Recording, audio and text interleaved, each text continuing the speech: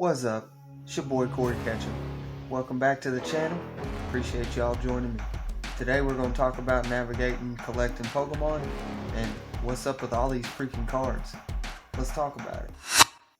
Alright, so we're going to talk about, all the different types of cards, show you guys how to tell the difference, what to look for. Ultra rares aren't really ultra rare. We're going to talk about that. So stick around through the whole video.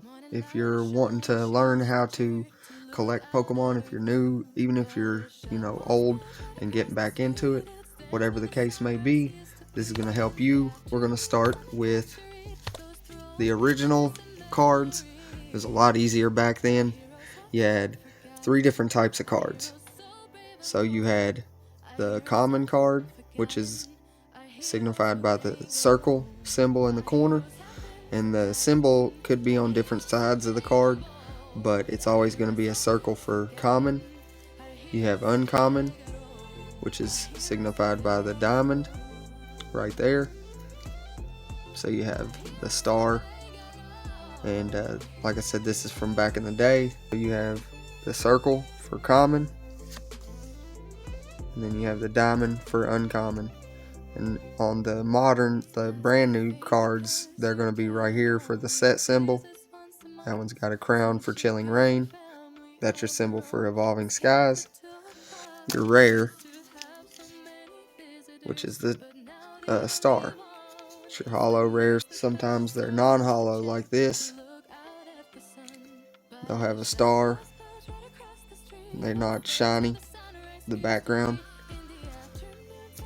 And then sometimes they're holographic, which is the background, and it's the rare. But then you also have reverse hollows these days, and they've had reverse hollows for quite a while, since the e-reader days and legendary collection. So the star is reverse rare. The uncommon reverse, which is the hollow pattern is on the rest of the card instead of the picture. And then you have your uncommon. So they're the same, it's just instead of being normal like this, where it's not shiny, it just has the holographic pattern all over the card, not the background. So that's your reverse hollows. This is a Black Star promo, which it normally comes in collection boxes, the mini tins, or tins in general. Stuff like that. You're gonna have in ETBs, even you'll have promos, which will be signified right here where it says promo on a black star. That's why they're called Black Star promos. And then they'll even have different hollow foil patterns of the same card. So like this Pikachu came in a blister pack, a single pack blister. This is the Pikachu from the cereal General Mills promotional thing that they did. And even sometimes you'll have cards that come in tins that aren't actually promos. So normally this Darkrai in Darkness Ablaze has the line pattern. But then in the tins that they sold recently, they give you what is called a Cosmos hollow foil pattern. All of these cards that I've showed up to now are common. You can get them quite easily. They are normally very cheap, $1 or $2 at most, depending on what Pokemon is in the picture. Normally not very expensive at all. Now we're getting into ultra rares. Ultra rares are not all considered equal. There's also different types of ultra rares. There's EX cards, there's GX cards, and now with Sword and Shield they made V and VMAX cards. All these different types of cards you can tell specifically from what's next to the name. Genesect EX from Fates Collide, as well as Alakazam EX. And these cards you can tell by the EX, like I said, next to the name. They also made promo cards, like that Pikachu in this Gyarados, for example, where it is a ultra rare Gyarados GX, and then the Gyarados GX that is in the set Hidden Fates, you can tell they'll use a different artwork style to distinguish the promo from the set card in the set. Now, just like that Genesect EX earlier, they make what is called a full art card, which is where the art from the bottom to the top, there is no stuff in the way. It's a continuous card all the way from the bottom to the top of the card.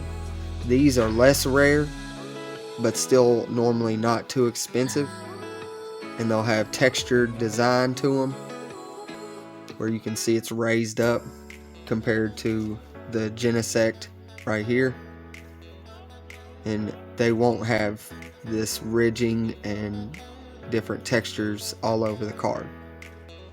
So that's how you can tell the difference from a full art and a normal ultra rare, quote unquote, which ultra rares are way more common than those full arts. Normally in a booster box you will get, 1 or 2 full arts per booster box, but you'll normally get 4 or 5 and sometimes more of the other ultra rares. Ultra rares are going to have like a silver star on the card instead of a black normal star for rare. They also have what is known as full art alternate art Vs. These cards are the same as these full arts, it's just a different artwork. We also have VMAXs. Less common than Vs, but they're still pretty common. So here's a VMAX. They're ultra rare as well with the silver star. And they have the texturing. They also have a secret rare version of the VMAXs. They do not have secret rare versions of the V alternate arts, but they make VMAX alternate arts. Rayquaza VMAX that we pulled, the Urshifu Rapid Strike VMAX that we pulled, or the Single Strike, those are considered VMAX alternate arts. Any VMAX alternate art is going to be considered a rainbow card. Even though it is colored, those are classified as rainbow rare cards, hyper rare cards. That's why those are more expensive, because there's not nearly as many of those printed compared to any of the other cards in the set. So any card with the number higher on the first number than the second one is considered secret rare. It'll have the gold or the silver star for ultra rare, but it's considered a secret rare because it's not technically in the set. Depending on the Pokemon, it's all about which Pokemon is on these cards. So if you have a Morpeko VMAX and you have a normal Mew VMAX, that Mew VMAX is going to be worth more, even though the Morpeko is a rainbow, because of the Pokemon that's on the card.